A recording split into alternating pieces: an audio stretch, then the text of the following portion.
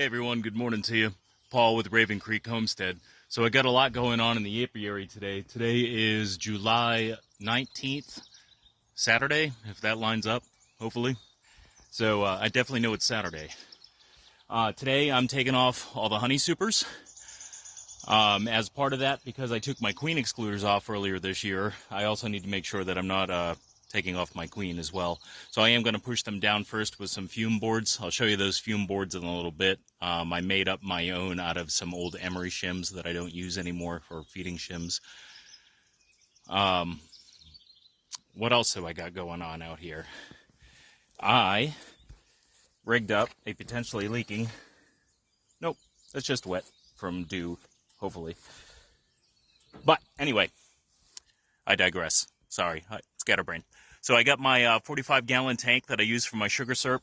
Well, I hooked that up to a diesel pump that I got running on a 12-volt battery. Let me see if I can turn this on and show you guys here. So I got my diesel pump, 12-volt battery that I hook up and turn on, and that thing pumps pretty good. Now I only got 10 feet of hose. The hose doesn't go as far as I need to all of my hives, but I do have my little like a fuel fill can that I picked up at Harbor Freight. This guy right here. So I can pretty easily fill that up, 1.5 gallons at a time, and do what I need to.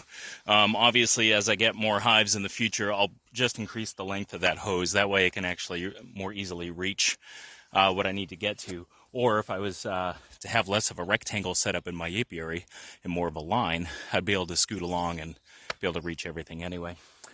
What else do I get going on?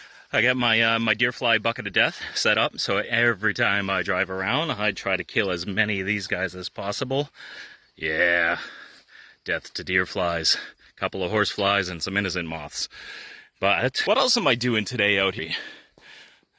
I'm also going to be taking my 2 active nukes, and I'm going to be putting those into a single deep. That way they have room to expand. The one that's closest to us here, I need to make sure that the queen emerged and is mated. And if not, then I'll be putting a queen cell from my cell builder over there. One of those cells will be going into that nuke. And then I'm also going to be making some splits out of some of these as well. That way I'm going to end up with a total of hopefully of about 5 splits. The good thing is about these honey supers, even if they're not completely full, which is unfortunate, I'm going to extract them after drying them for a few days, and I'm going to put wet supers right back on the hives because my goldenrod is starting to bloom already, and then I'm only going to have more goldenrod and more aster because I've been working on propagating those plants here a lot. So I'm going to get to work. I'll probably show you some stuff in between. I really do need to make sure that my tank isn't leaking. Thought of 2 more things that I didn't mention here.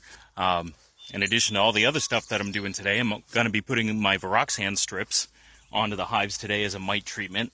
And I picked up some Man Lake frame feeders because I wanted to try these out because I picked up the mother loads. And the mother loads, I honestly don't even like how they sit in the hives. They allow for too much bee space or greater than bee space. And my bees seem to drown in them a good amount.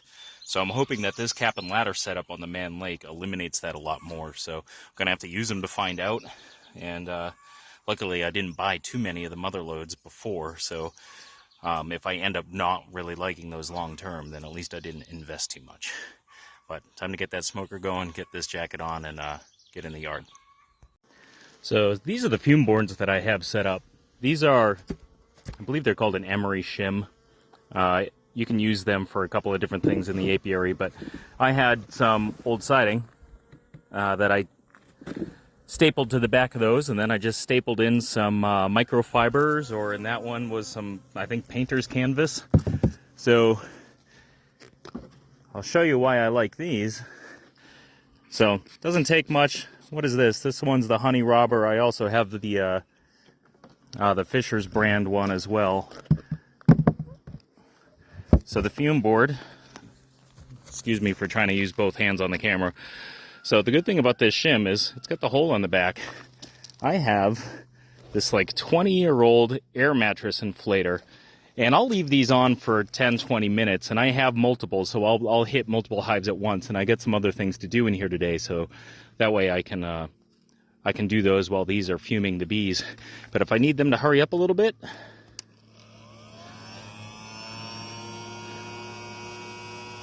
there we go. Just blows some air in there, and it helps evacuate the bees even that much a little bit quicker. So those are my fume boards.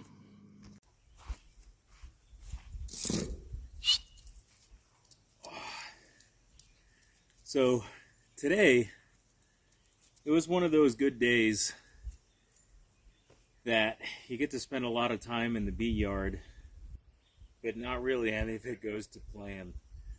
So I had a lot that I wanted to do and wanted to get accomplished. I wanted to pull all my supers, get all my Roxanne strips in, which I hadn't used before. I was using those for the first time. Here you go. Come here.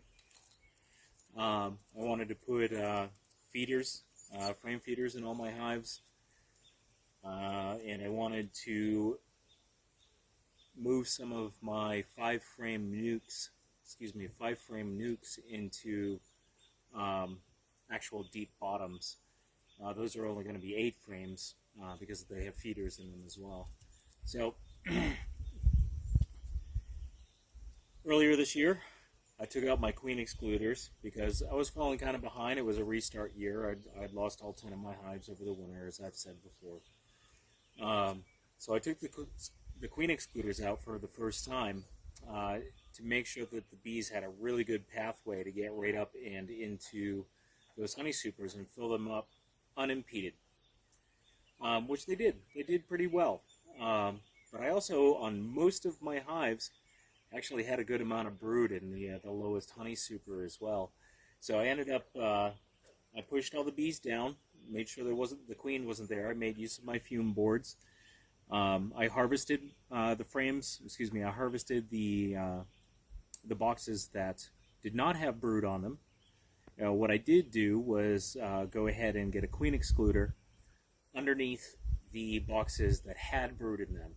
And now I'm going to be waiting 4 weeks to make sure that any eggs or larvae or capped honeybees have all the time they need in order to hatch and make their way through that queen excluder back down into the main hive with no new eggs coming up.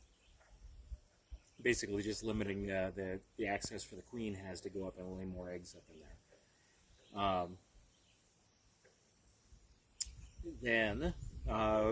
So I only ended up with, I don't know, a third of the honey supers that I was going to take off.